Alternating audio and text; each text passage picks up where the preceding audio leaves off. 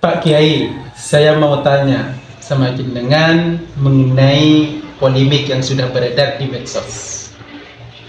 Bagaimana tanggapan tentang Anda tentang kedatangan Kiai Haji Imaduddin yang akan didatangkan oleh tokoh-tokoh masyarakat di Desa Banyubeleh? Karena panjenengan ini sebagai tokoh di antara salah satu tokoh di Desa Banyubeleh sekaligus pengasuh pondok pesantren Salafus Sholihin. Begini, tentang penolakan yang terjadi di antara sebagian tokoh dan atau masyarakat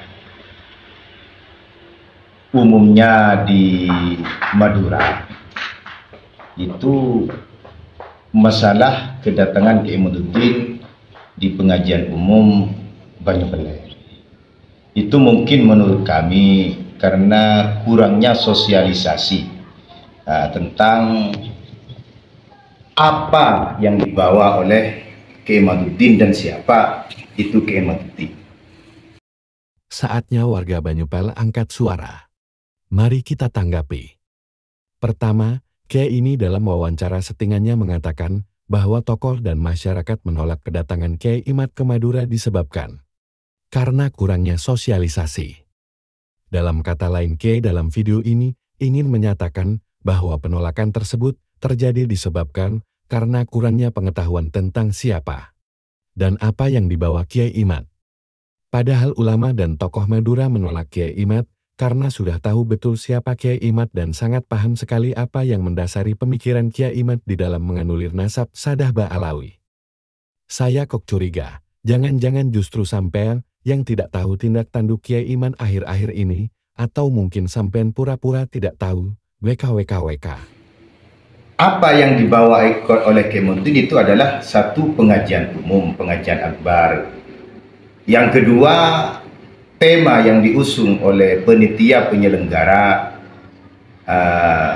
pengajian akbar yang digagas oleh ranting NU Kiai Minal Bukhari. Itu kan temanya adalah mengkokohkan NU abad kedua dari Banyubeleh untuk Indonesia. Itu kan yang tema yang dibawa. Dan mungkin tambahan-tambahan ilmiah yang lain. Halayak perlu mengetahui ini, tokoh, ulama dan warga tidak menolak agenda pengajian akbar yang akan dilaksanakan oleh ranting NU Banyupel. Jadi jangan di-framing seakan-akan kami menolak pengajian akbar dan mempunyai motif sentimen kebencian pada suatu kelompok tertentu. Penolakan ini dibuat murni semata karena menolak Kiai Imad dengan pemikirannya yang tidak sesuai dengan kultur dan budaya serta keyakinan masyarakat Madura. Dan apapun tema yang diusung dalam pengajian akbar tersebut, jika pembicaranya Kiai Imad, maka tokoh, ulama dan warga Madura akan tetap menolak kedatangan Kiai Imad. Kalau masalah diri Kiai Imaduddin itu kan sebagai LBM, Lembaga Bahsul Masail Pusat NU. Kita tahu NU itu asasnya azwaja, Ahlussunnah wal Jamaah. Ya Pak Kiai, kami sudah tahu itu. Kami sudah sangat tahu background dan basicnya Kiai Imad. Kami tahu Kiai Imad adalah salah satu anggota LBM PBNU di bawah Ketua Kiai Haji Mahbub Mahfi. Jadi jangan sok paling tahu dan coba mendit ulama-ulama sepuh yang menolak Kiai Imad. Seharusnya sampean malu membawa nama besar Nahdlatul Ulama. Bukankah berkali-kali Ketua PBNU menegaskan? Di medsos ada buku yang meragukan silsilah Ba'al.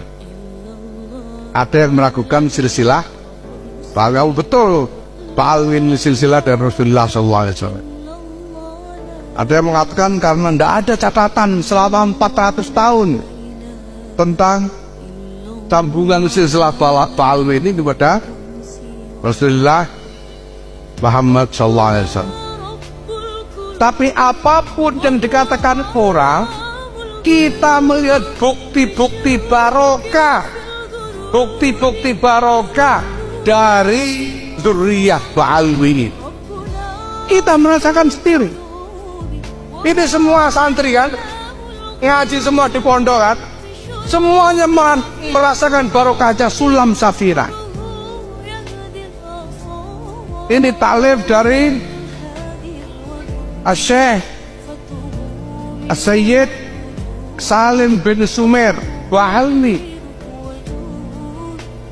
Kiai-kiai sampai sekarang masih memegangi kitab yang sangat terkenal, kumpulan fatwa namanya Bughiyatul Mustarsyidin. Ini taklif dari Syekh Al-Habib Abdurrahman Bahalni.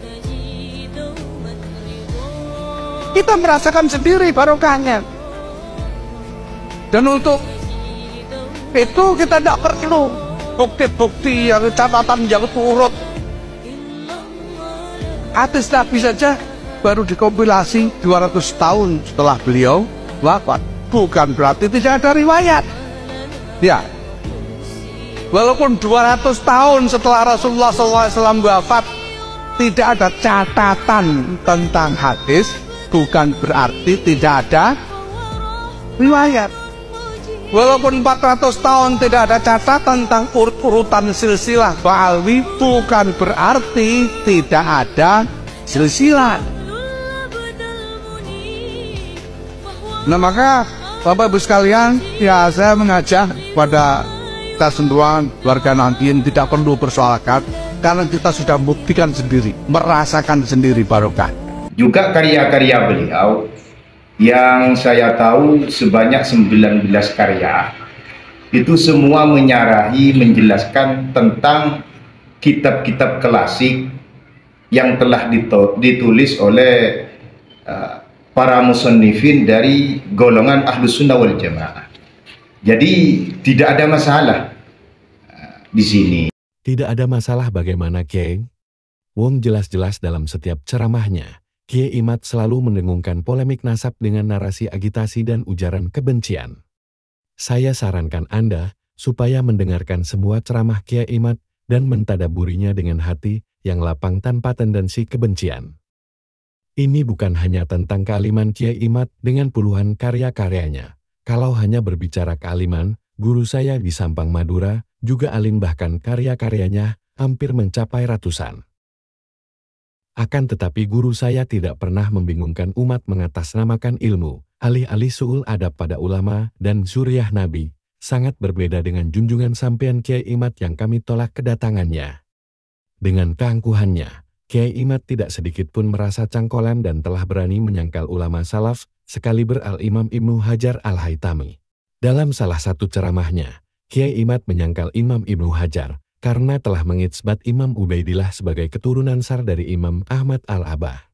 Menurut Kiai Imad, bagaimana bisa Imam Ibnu Hajar menetapkan Ubaidillah sebagai keturunan Imam Ahmad Al-Abah, sementara Ibnu Hajar sendiri hidupnya tidak sezaman dengan Imam Ahmad. Secara tidak langsung Kiai Imad telah meragukan kapasitas keilmuan Imam Ibnu Hajar Al-Haytami.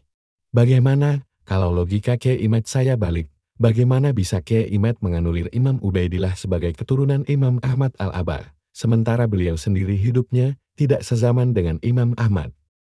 Saya tegaskan kepada Kiai dalam video wawancara settingan ini, penolakan terhadap kedatangan Kiai Imad ke Madura bukan hanya berdasar pada polemik nasab semata, namun ini lebih kepada menjaga kemurnian ilmu yang telah lama dijaga dan diwarisikan oleh para salaf secara turun-temurun.